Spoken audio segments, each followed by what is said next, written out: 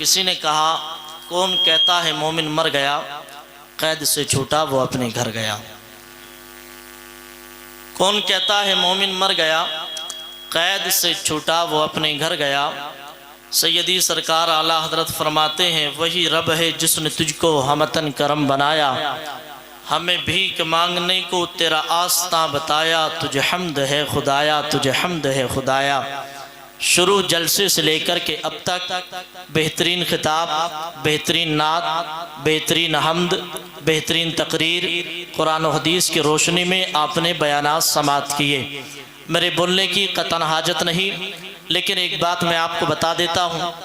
اور اپنی گفتگو ختم کرتا ہوں۔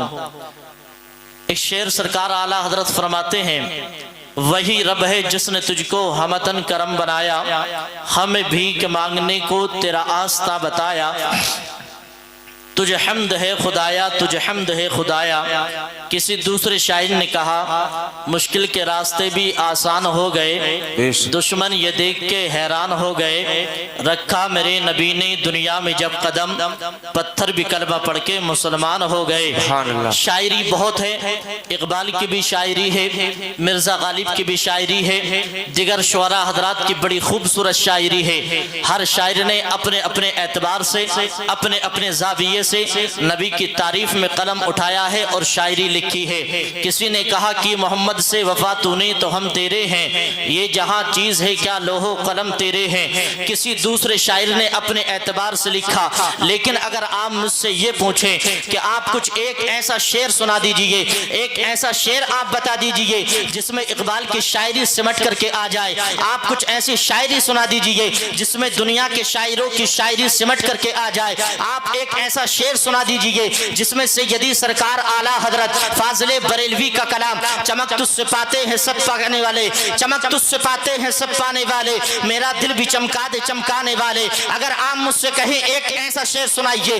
جس شعر کے اندر ان کی مہک نے دل کے غنچے کھلا دیے ہیں، جس راہ چل دیے ہیں کوچے بسا دیے ہیں، اس شعر کی رنگت اس شعر کے اندر موجود ہو۔ اگر آپ مجھ سے کہیں ایک شعر ایسا سنائیے جس کے اندر اللہ کیا جہنم اب بھی نہ سرد ہوگا، رو رو کے مصطفیٰ نے دریا بہا دیے ہیں، اس کی رنگت اس شعر کے اندر موجود ہو۔ کچھ ایسا مجھے سنائیے جس کے اندر وہ کمال حسن حضور ہے کہ گمان نقص جہاں نہیں، یہی پھول خار سے دور ہے، یہی شمع ہے کہ دھواں نہیں، اس کی رنگت موجود ہو۔ اگر آپ مجھ سے پوچھیں ایک ایسا شعر سنائیے جس کے اندر سب سے اعلیٰ و اعلیٰ ہمارا نبی، سب سے بالا و بالا ہمارا نبی کی رنگت موجود ہو، جس شعر کے اندر کون دیتا ہی دینے کو منہ چاہیے، دینے والا ہے سچا ہمارا نبی، اس کی رنگت موجود ہو۔ جس شعر کے اندر چمک چمک چمک تجھ سے پاتے ہیں، جس شعر کے اندر ہمزدوں کو رضا نصرت دیجیے کہ ہے بے کسوں کا سہارا ہمارا نبی، اس کی رنگت موجود ہو۔ ایک ایسا شعر سنا دو جس شعر کے اندر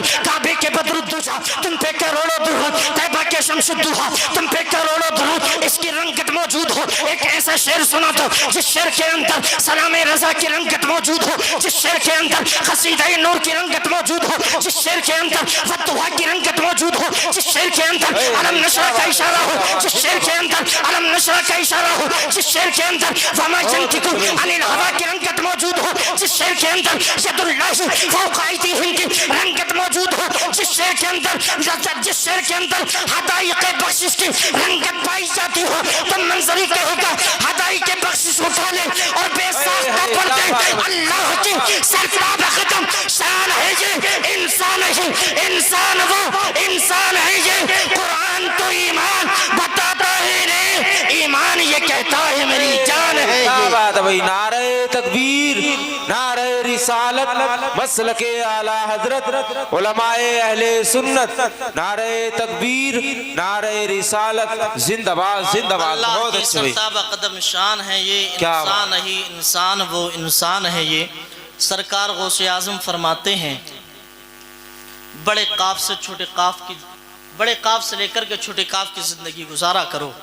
یعنی جب لباس پہنا کرو تو یہ سوچا کرو یہ ہماری زندگی کا آخری لباس ہے، اس کے بعد جو لباس ہمیں ملے گا وہ بڑے کف، اس کے بعد جو ہمیں لباس ملے گا وہ چھوٹے کاف سے کفر ملے گا،